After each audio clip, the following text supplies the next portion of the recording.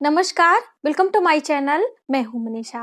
दोस्तों, आज की वीडियो में हम जानेंगे कि मार्गशीर्ष के गुरुवार का व्रत उद्यापन हमें कैसे करना चाहिए। उद्यापन विधि हमें किस गुरुवार को करना है। आप सभी के बहुत सारे कमेंट्स आ रहे हैं दोस्तों इस बात को लेकर, और भी बहुत सारी छोटी छोटी जानकारियां हैं जो कि इस व्रत से संबंधित होंगी। जैसे कि आपकी जानकारी के लिए बता दूं कि हमने गुरुवार व्रत की विधि यानी कि पूरा पूजा हमने आपको करके दिखाया है प्रैक्टिकली। तो आप वह वीडियो देखिए, और उद्यापन विधि हमें कैसे करनी होती है वो भी जानकारी मैंने आपको दी है। पूजा में हमें किन किन सामग्रियों की आवश्यकता होती है और हमें पूजा करते समय किन किन नियमों का ध्यान में रखना होता है, ये सभी जानकारी मैंने आपको पहले से दी है। तो आप वह वीडियो जरूर देखें दोस्तों। और जैसे कई लोगों का सवाल है कि हमें जब पहले से आपको जानकारी नहीं है और अब आप व्रत रखना चाहते हैं तो बिल्कुल आप शुरू कर सकते हैं। चाहे आपको एक ही गुरुवार मार्गशीर्ष में प्राप्त हो रहा है तो वह आप व्रत करें, वो ज्यादा उत्तम माना जाता है। और जैसे कई लोगों का सवाल था कि शुक्ल पक्ष से ही हमें ये व्रत शुरू करने हैं, तो शुक्ल पक्ष में केवल 2 ही गुरुवार आपको प्राप्त हो रहे हैं, तो हम कैसे व्रत करें। तो मान लीजिए आप पहली बार शुरू कर रहे हैं तो आप ये ध्यान में रखें कि शुक्ल पक्ष से आपको शुरू करना है। तो मार्गशीर्ष के महीने में हम गुरुवार जो होते हैं उसमें माता महालक्ष्मी की पूजा करते हैं। तो यदि आप गुरुवार का व्रत रख रहे हैं पहले से ही, तो आप इन दिनों माता महालक्ष्मी का पूजन करें। उसके बाद फिर आप जब नेक्स्ट महीने आएगा तो उसमें आप भगवान विष्णु का पूजन कर सकते हैं। दोस्तों, कई लोगों का प्रश्न है कि हम गुरुवार का उद्यापन कब करें। उद्यापन विधि करने में बहुत सारी कंफ्यूजन आप सभी को आ रही है कि 16वें गुरुवार को करना है कि 17वें गुरुवार को करना चाहिए। तो इसमें आप अपनी सुविधा के अनुसार भी चयन कर सकते हैं। मान लीजिए आपको ये महिलाओं को ज्यादातर समस्या होती है पीरियड की, कि मान लीजिए वो आ रहा है, तब आप पहले से ही 16वें गुरुवार को कर सकते हैं। मान लीजिए आपके परिवार में कोई इमरजेंसी है, तब आप 16वें गुरुवार को कर सकते हैं। लेकिन अगर सभी चीजें स्थितियां बिल्कुल सही हैं, सामान्य चल रही हैं, तब आप 16 गुरुवार पूरा कंप्लीट कर लीजिए और 17वें गुरुवार के दिन आपको व्रत का उद्यापन करना चाहिए। और इस व्रत का उद्यापन आपको दिन में ही करना है। जैसे कई लोगों का भी प्रश्न है ना कि हमें संध्या के समय करना है कि हम सुबह के समय ही करें, दोपहर में करें। तो आप सुबह सवेरे जैसे प्रतिदिन पूजन अर्चन करते हैं उसी तरह करके व्रत आप रखें, और जब तक आपका उद्यापन नहीं हो जाता है तब तक आप जैसे व्रत में आपने जो भी जल या फल जिस तरह का आप व्रत कर रहे हो उस तरह से आपको रहना है। जब आपकी उद्यापन विधि समाप्त हो जाती है तब आप सभी के साथ में ग्रहण कर सकते हैं, नमक सेवन कर सकते हैं या फिर भोजन ग्रहण कर सकते हैं जैसा आपने संकल्प लिया हो। जैसे व्रत करने के कई नियम होते हैं कि आप जल और फल पे रह रहे हैं, कि आप निर्जला व्रत रख रहे हैं, या फिर आप एक समय अन्न का सेवन कर रहे हैं। तो इस तरह से आपने जैसे पूरे टाइम व्रत करते चले आ रहे हैं उसी तरह रखें। जब आपकी सभी प्रक्रिया समापन आप कर ले उसके बाद स्वयं करें। और मान लीजिए आप 16 को कर रहे हैं, किसी परेशानी के कारण 16वें गुरुवार के दिन ही आपको उद्यापन विधि करना पड़ रहा है, तो उस दिन इस बात का विशेष ध्यान रखें कि उस दिन आपको कोई भी इस तरह की चीजें ग्रहण नहीं करनी है जिससे आपका व्रत खंडित हो सके, क्योंकि आपका पूरा गुरुवार सब कंप्लीट नहीं हुआ है। आपने संकल्प 16 गुरुवार का लिया है, तो 16 गुरुवार के दिन आप उद्यापन विधि परिस्थितियों के अनुसार कर सकते हैं। लेकिन स्वयं आप दूसरे दिन जब सुबह सवेरे उठेंगे तो भगवान को पंचोपचार विधि से पूजन करके प्रणाम करने के बाद ही स्वयं जो भी अन्न जल नमक आदि का सेवन करना है, प्रसाद भोग, वो आप कर सकते हैं। तो ये आपको क्लियर हो गया होगा कि हमें किस दिन गुरुवार का उद्यापन करना है। दोनों में ही आप कर सकते हैं, लेकिन यदि 16 में कर रहे हैं तो बस इस छोटी सी बात का आपको ध्यान रखना है। दूसरी बात दोस्तों, कि मान लीजिए बहुत सारे लोग ऐसे हैं कि कह रहे हैं कि हम पहली बार व्रत कर रहे हैं, तो क्या हमें जैसे कि शुक्ल पक्ष से शुरू करना है, तो शुक्ल पक्ष में आपको जो है जितने भी गुरुवार प्राप्त हो रहे हैं उतने ही आप कर सकते हैं, और इस तरह से लगातार आप 16 गुरुवार का व्रत करें। और दोस्तों, जैसे कई लोग सिर्फ मार्गशीर्ष महीने का जो गुरुवार होता है, इसमें हम माता महालक्ष्मी का पूजन करते हैं, सिर्फ उसी व्रत को करते हैं, उसके बाद फिर वो सामान्य हो जाते हैं। तो ऐसे में आपको हर वर्ष जितने भी मार्गशीर्ष के महीने में गुरुवार आता है उतने मार्गशीर्ष के महीने का आप व्रत करें, और फिर गुरु मार्गशीर्ष महीने में ही आपको उद्यापन विधि कर देनी होती है। और फिर नेक्स्ट ईयर जब मार्गशीर्ष का महीना आता है तब आपको फिर से उस व्रत को शुरू करना है। इस तरह से भी आप कर सकते हैं। कहने का अर्थ है कि हर वर्ष आप करें और हर वर्ष ही आपको उद्यापन करना होता है। और दोस्तों कई लोगों का प्रश्न था कि मान लीजिए पहले गुरुवार को हमें पीरियड आ जाते हैं, तो क्या हम नेक्स्ट गुरुवार से व्रत शुरू कर सकते हैं? तो बिल्कुल आप पहले ही जब भी व्रत शुरू कर रहे हैं और इस तरह की परिस्थितियां आ गई हैं और जिसमें आप पूजा पाठ बिल्कुल भी नहीं कर पाएंगे, तब आप नेक्स्ट जो गुरुवार आता है उससे आप व्रत उठा सकते हैं। दोस्तों कई लोगों ने पूछा है कि हमें कितनी स्त्रियों को उद्यापन विधि में जो है खिलाना चाहिए, सुहागन स्त्रियों को। तो आप अपने सामर्थ्य के अनुसार, इसमें कोई बहुत ज्यादा वो नहीं होता है, विषम की संख्या में जब भी हम कन्याएं खिलाते हैं या फिर हम बालकों को भोजन कराते हैं तो विषम की संख्या में किया जाता है।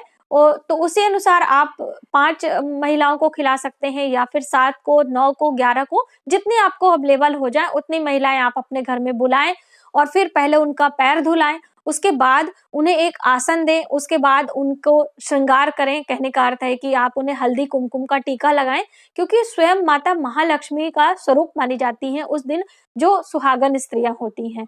तो आप उनका इस तरह से आदर करें। उसके बाद जो भी आपने अपने रसोई में बनाया हुआ है भोजन और माँ को भोग लगाया था, वो सभी लेकर सभी को आप अलग अलग से थाल सजाएं और पहले उन्हें मीठा खाने को बोलें।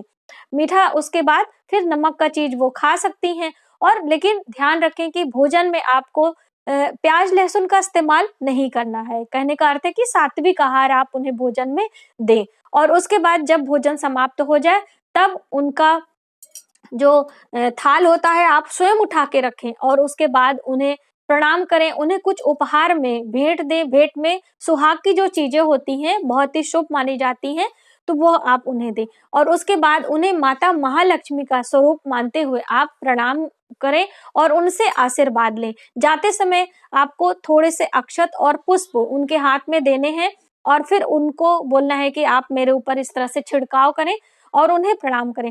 दोस्तों जैसे कि ये सभी विधियां जब हम करते हैं और इतनी महिलाओं को एक साथ अपने घर में बुलाते हैं तो ये बहुत शुभ का कार्य होता है, क्योंकि अलग अलग महिलाओं का अलग अलग ऑरा होता है और उनकी शुभता हमें प्राप्त होती है। और एक साथ इतनी सुहागिन स्त्रियों का एकत्र होना और भोजन करना एक साथ में, ये कहीं ना कहीं हमारे लिए शुभ परिणाम देता है। इसीलिए ये सभी विधि विधान हमारे ऋषि मुनियों ने हमें बताया है।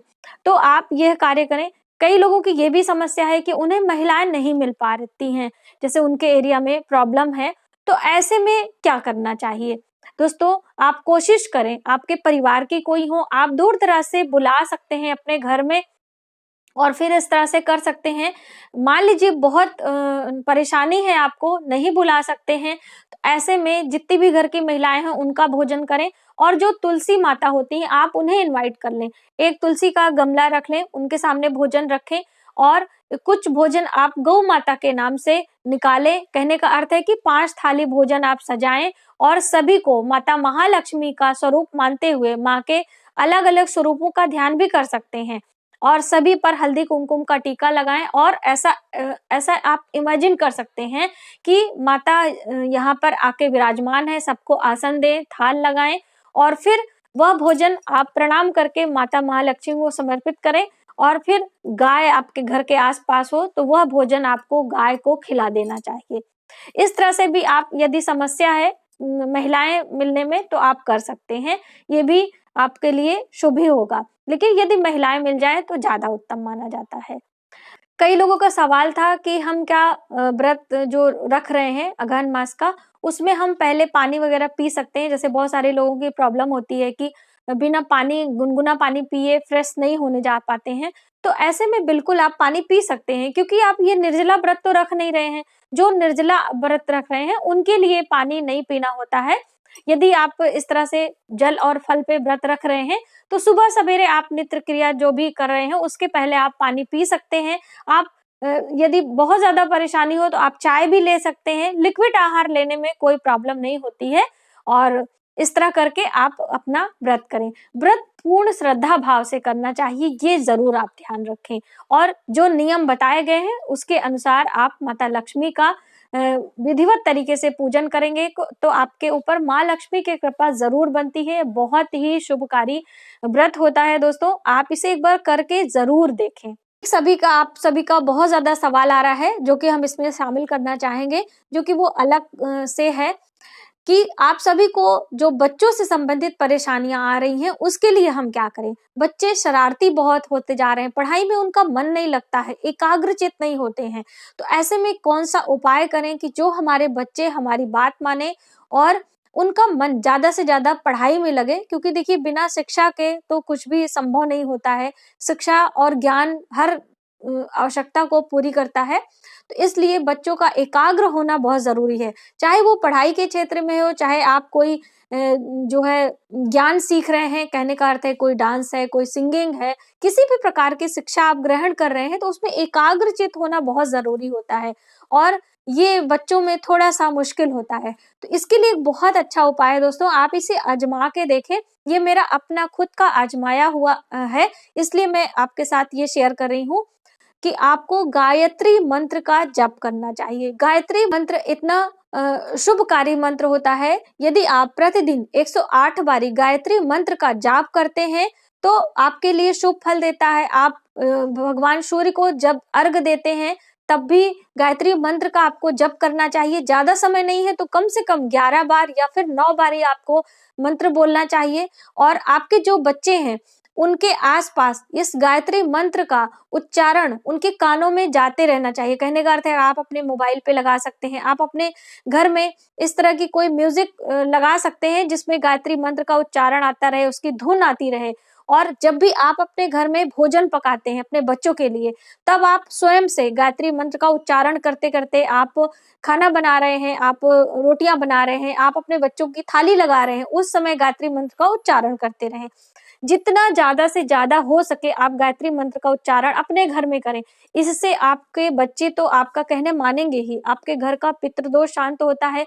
हर रविवार को पूरा परिवार मिल के गायत्री मंत्र का जप करना चाहिए, एक साथ बैठ के हवन करना चाहिए इसी गायत्री मंत्र के साथ में, उच्चारण के साथ में। यदि आपका बच्चा बहुत छोटा है, बालक स्वरूप है, जो कि छोटे बच्चे से ही हम केयर करते हैं, तभी आगे जाके हमें बहुत ज़्यादा प्रॉब्लम्स नहीं फेस करनी होती है।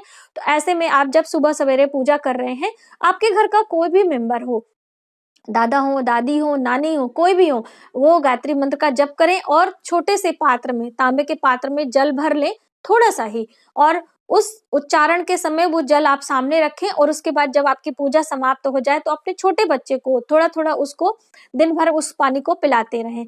इस तरह करने से भी आपके बच्चे आज्ञाकारी होते हैं और आगे जाके बहुत सारी जो दुनिया भर की प्रॉब्लम्स फेस करनी पड़ती है, वो बिल्कुल भी नहीं आती हैं। तो आप ये चीज़ें करें अपने घर में और इसका फ़र्क देखें। और दोस्तों गायत्री मंत्र का जप कोई भी कर सकता है, छोटा बच्चा है, आपके महिलाएँ हैं, पुरुष हैं, कोई भी और किसी भी दशा में आप कर सकते हैं। आप अपने बेड पे सोने जा रहे हैं तो भी आप कर सकते हैं, आप अपने रसोई में खाना बना रहे हैं तो भी कर सकते हैं। आप एक प्रकार से बिल्कुल अपने घर का वातावरण बिल्कुल शुद्ध और सुगंधित रखें और इस तरह से मंत्रों का उच्चारण करें। कपूर और गुग्गल की धुनी सुबह-शाम अपने घर में देनी चाहिए, नकारात्मक ऊर्जा का जो है समाप्ति हो, तो आपके घर के जो बच्चे होते हैं आपका ज़रूर कहना मानेंगे। तो ये आप लोगों के कई कमेंट्स थे, तो इसलिए मैंने इस वीडियो में शामिल किया है कि आप इसको देखें और इस तरह से अपने घर में, अपने दिनचर्या में इसे अपनाएँ। तो आज की वीडियो में बस इतना ही। यदि हमारी जानकारी आपको थोड़ी-सी भी हेल्पफुल लगे, तो प्लीज़ हमारी वीडियो को लाइक करें, शेयर करें, सब्सक्राइब ज़रूर करें नए वीडियोज़ के लिए। Thank you.